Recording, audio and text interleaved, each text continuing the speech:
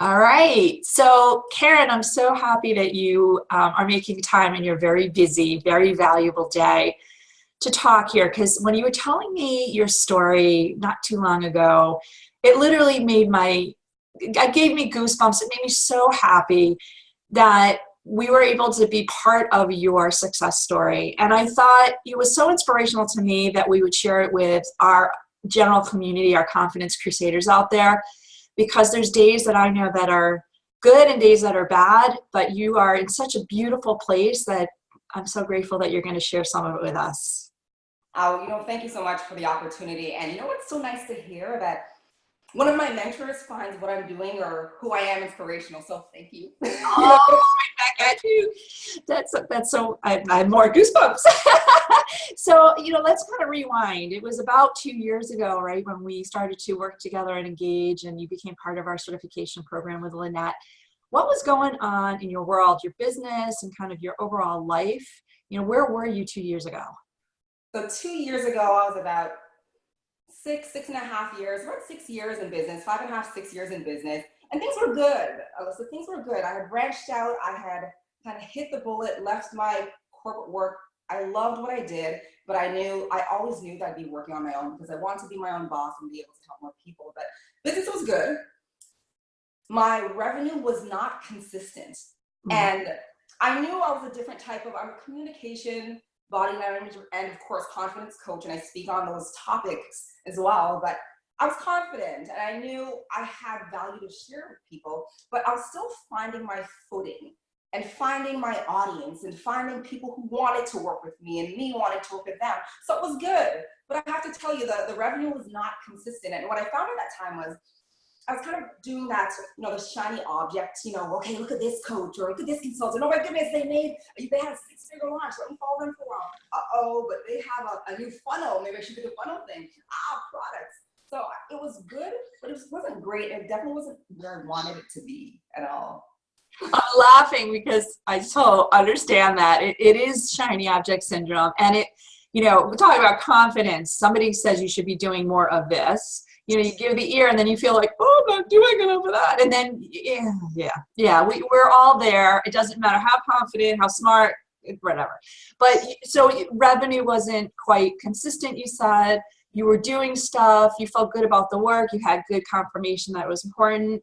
What was the trigger that kind of said, I got to do something? And then you went and you took the certification, the confidence certification coaching class. So like, what was it that mounted that you went like, time out, we need to do something different? Right. It may have been that pump up and that amp from my clients who were saying to me, Karen, like you should be out there. What you gave me was freaking awesome. And you're still here. Like their question is, why are you still here? And then I stopped and I said to myself, okay, Karen, what's happening is you're trying to be everywhere and a little bit of everyone. And I'm a rock hard type A personality, get it done. But I was trying to fit a little bit of everyone into Karen. And when I was with my clients, I was Karen 150%. However, when I was out there presenting myself, it was just, I wanted a little bit of this because that person had success. I was infusing them into the Karen wheel, right? And at that time, I had the opportunity of speaking with Lynette. She let me know about the certification program. And I said, you know what? I think my confidence is high, but I'm a student. Alyssa, I have to tell you, I'm a lifelong student. No matter what I coach on, I can always learn. And I believe I learn from everyone, even if it's a little bit. So I said, I have nothing to lose, only something to gain. And I took the certification program and it was phenomenal. It gave me a perspective. It gave me a formal perspective around confidence and where it truly comes from it. And it was backed by the research that truly initially grounded me. Right? It grounded me into the place of Karen, what you have is an asset. And Karen, although I knew this, you're not supposed to be like anyone else. It is okay not to be like anyone else. Not everyone will like you, and that's okay. And that's a hard thing because you want to please the masses. And at first, when I first began my business, everyone was my audience. And we all know that's not an answer. Everyone can't be your audience. However, it's hard to refuse business when you need money. We've got bills to pay. The small can't pay the bills.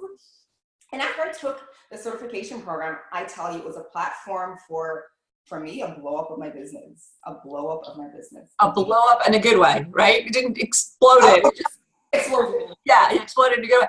So, interesting, like, so you've had so many nuggets in there. So you said, you recognize that you couldn't market to everybody. That's a valuable nugget right there. You recognize that you had to do your thing and be Karen and not be like everybody else. So even though there was a funnel out there that was working for somebody else, it doesn't mean it's a Karen funnel, in your own words. And at the same time, what I find fascinating as you were talking is, based on your business, right? You do speaking, coaching, and you help people kind of be more confident. You were talking about the impact that this had on you, right? So I want to dive a little bit deeper. I guess, in hindsight now, what was it? What was like, do you remember that something unlocked it for you, and unlocked it in a way that you changed a behavior, or you just did something really differently after you had this new set of beautiful, clean glasses, which, I'm always cleaning my own physical glasses, but I like to say that the confidence work just makes you see things so much clearer. And I wonder if you remember what it was for you. It was me asking myself the question, why not? Right? And then when I lived, and I think we often, no matter if it's a professional life or it's a personal life with our kids or family, what if? What if it doesn't? What if, not negative connotation, but like my thing now is, what if it does? And what if it does mess up? Okay, next. Like, nothing is permanent. And the confidence certification gave me that whole perspective of nothing is permanent. If it doesn't work, change it. You can. And so what? Stuff will happen. Like, it's guaranteed. And the thing is, we know this. We hear this all the time. We read it. Everyone talks about it, but it has to go off. That light bulb has to go off for you, right? And the light bulb went off for me. It was like, so what? Just make it happen. Do you. And if you do you, and this is what it was for me, if I do me, and if I know my intention's great, I just want to help people with this. I'm not a fit for everybody. It is okay. I know I can help the person who's looking for what I can help them with. And that's my only intention. That is my only intention. If I walk just thinking that way, that I'm here to help a certain person, everyone else will fall off the ladder, and they'll find me and I'll find them, and that's it. And leave everything else alone, then I'm good. And then I put that hat on, and I tell you, it was just a mindset. It was kind of a change inside. I said, what, this is me. Love it or hate it. I have to tell you, and I'll say it again. I love the jewelry. You'll always see me with jewelry on, and it's me. I've been on stages where they've asked me, could you take it off, this, that? I'm like, well, no, this is me. It's shining, the light's hitting. Like, that's okay. That means I'm shining in the light. That's what it means to me. That's how I'm defining it. But when you walk in your own worth, and it's great because now I'm known for, okay, what's Karen wearing today? Or what type of jewelry does she have on? I'm a shoe lady. But that's me. And it may not be you, and it's okay. And people can judge, and it's okay. But I'm fine with me. I love it. I love it. So here's the crazy thing, like, whether you believe in divine intervention or not, sometimes things happen in a way, and I'm always like, I take that suck and go, oh my, right? So this morning I'm writing some of the questions that I'm interviewing you now, right? And I pasted them on my window, which is like right above my video camera here. Right. As I go to paste it, there's this little fortune that's been there for years, but you know what? When something's there, it becomes a part of a fixture, and you don't see it anymore, right? This is what the fortune said, because I took it off the windowsill and I put it on my PC. So I'm going to look over here. It says, do you want to be a power in the world? Then be yourself. Got it. Simple. That's it. That is it. But here's the beautiful thing. You had a lot of underlying confidence. You knew you had something good. You knew you were good. You knew you were special and unique. I didn't need to tell you. Lynette didn't need to tell you. But we enabled you to tell yourself, and tell yourself in a sustainable way. And so I'd really like to ask you, describe what has happened in your business. When you said it has exploded, give me some real examples of how it's exploded as a result of you just going, this is me, I can do it. If anyone else can, of course I can. And now you are rocking it. So tell me more. No, it's been phenomenal. I mean, ever since then, and I've walked now with this hat on, and what happens is when you intentionally walk with that hat on, you cannot but push that on your clients. Like, they receive it in a totally different manner, and they become someone else in a positive way. And what it allowed for me is, remember I said that inconsistent revenue stream? It no longer exists. Like, I'm creating multi-5-figure money I have a 6-figure business, looking to grow to 7-figure business. This is the past 18 months. The past 18 months where Karen is online, and I didn't want to be online because I'm a private person, but I know people need to know me. And I can still choose what I share, but people want to know you. And I said, you know what? This is me. If my hair's messy one day, or if I'm waking up and I'm going online, this is still me. Whether what I sound like or not, are you here to increase your impact when you speak on any stage and in any setting? And if that's what you want to do, I can help you with it. If it's not, I might not be a fit, and if I'm not a fit, it's okay, but my business has exploded. I mean, I'm training, I'm coaching, I'm speaking. I have a 10-month speak and get book program, a longevity program. I've now put structures in place where it's giving me time off. So essentially, here's a great thing. So I work 4 to 5 days a week. I'm trying for 4, but 4 to 5 days a week. And I only work 3 weeks out of the month. And I take the last week off to enjoy life, enjoy friends, family. And I've just started that, I have to tell you that. So it's brand new. It's hard relaxing. As an entrepreneur, we know our minds work, but it's good. It's good to have the opportunity to do that. And that's what I created. I confidently knew what I wanted for my business, and I created it as such. And for me, it was 2 things. One, I had to stop working harder because my effort didn't mean more money. It was smarter, right?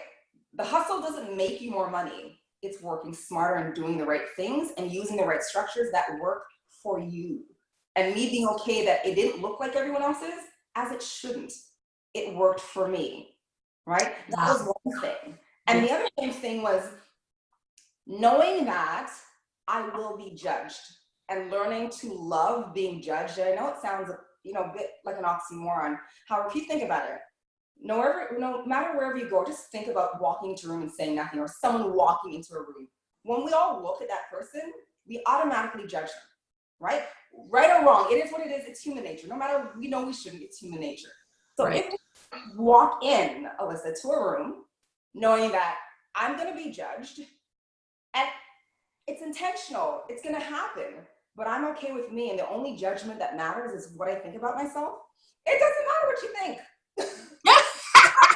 I'm so not concerned with what other people think, because everyone's entitled to their own opinion, as am I. And I've chosen to believe my opinion first. Oh, awesome. So proud of you. I'm like, I'm holding back my own tears here. I'm so proud of you. Like, not only because you're doing so well, on the metrics and stuff, but you're just so, I love you. I love you. I love you. I think it's really interesting. Again, you drop like golden nuggets. I'm like trying to pick them up in my brain as you're going. One of the things that we know from neuroscience is that, as you said, working harder is not always better. And we work so hard to the point where we're almost stupid, right? Because the neurons are not organized and firing in the best way because we're tired. We've built up literally plaque in our brain. So, taking time to rejuvenate, to fill your brain maybe with other things, whether it's friends and connections and that support, the Maslowian bucket where we've got to belong. So that's really important. But also, to go out and breathe nature or go see an art museum, or whatever it is, to kind of, give that brain the ability to continue growing and not running into the same walls that you've been doing for the last 3 weeks. And right. So really, really important nugget there. And obviously you're the proof that it works. And 3-4 days a week, even 5 days a week for some people, they're like, I can't even fathom that. But, I think for those reasons, to clean your brain, it's an important, the mental hygiene, as I call it, right? I guess I have like one question for you left, because it kind of begs the question that not everybody is going to have the gumption or the, kind of the confidence, quite honestly, to come in and say, I'm going to do something for myself. I'm going to take the time and the money. And I run into this a lot where women are like, I want to improve, but they're not willing to put the hard work, which is a little bit of hard work and a little bit of money into it, to better themselves. And I wonder, in your wisdom of all things, what would you tell those women? Are they the people that we should even be talking to, like you said? Should we try and bring them up? Should we even address them? And if so, how? One of the things I would say. And I'm sorry, Karen, not just women, men too, just saying. Right. Now, indeed. We always see what we want and it's easy to see what we want. It's easy to write it on paper. And I always ask people to write it out. Like, where do you want to be? What does it look like? And I say, well, when are you going to make the choice? Completely different choice that makes you uncomfortable to get there. Because if you knew how to get there, you'd be there already. So there's that big gap. And I always tell people to look at that gap. And if you could have gotten there alone, you would have gotten there. So when are you going to choose you first? And sometimes, you know, the question is, yes, I get it, finances. I remember when my first coaches, Alyssa, I had very little money when I started my business, but I knew I needed a coach. And I won't even tell you where I pulled the money from. I did what I had to. And within 8 weeks, I made it back times 3. But I had to risk something. I'm not encouraging anyone to do that. But my question is, are you going to risk just sitting here and doing the same thing and keep looking at that wall or that vision board? Or are you going to risk aligning yourself with someone who has what you want, who's doing what you want, and who's open to helping you get there? And that's the wise question to make. Who has what I want, who's doing what I want, and who's open to help me get there? And let's be real, often it means an investment. And it's not an investment in the coach. It's an investment in yourself. Because once they impart that, like, the world is your oyster. The world is your oyster. And for me, when I stopped doing that shiny object syndrome and I decided on my main coach and I unsubscribed from everyone else's list, yeah, that was so hard. But I unsubscribed and I followed her system. And I said, Karen, let go. Yes, you're type A, but she's here and she's your coach for a reason. You've made the investment. Let go. And I tell you, it was hard to let go. I did. I followed the structure, her structure that worked. Similar to the ACI, you follow the structure that you've done the research, your team's done the research, you know works to get to that point. And you just surrender. And it happens if you allow it to. So my question to everyone is, when are you going to make the choice to do something different? Can you see that? Choose you. I love that phrase. You threw that out. I love it. And because that's what it's about.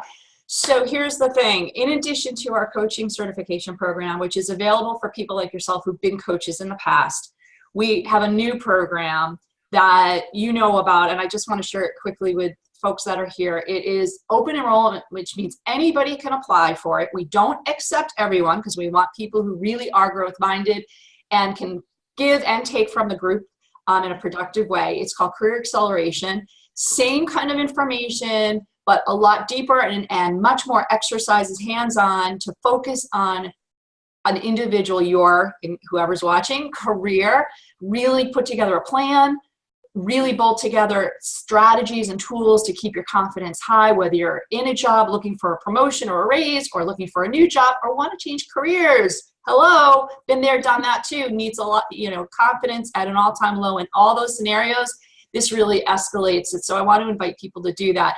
But Karen, most importantly, I am so blessed in so many ways, and one of those blessings is having you in my world.